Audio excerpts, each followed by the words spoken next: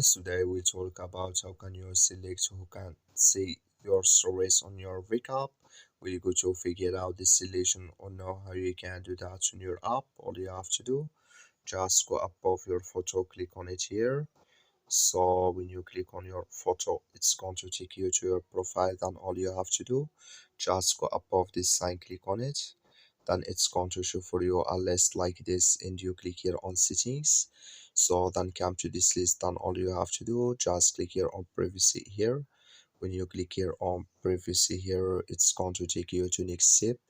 Just waiting to open video. So then you go down here, you keep going down and you come here to stories. Then you click here on who can't see my stories, click on it.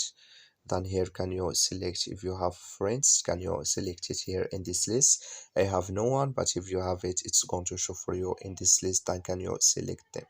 That's all you have to do. Thank you for watching. Don't forget to support us by liking, subscribe.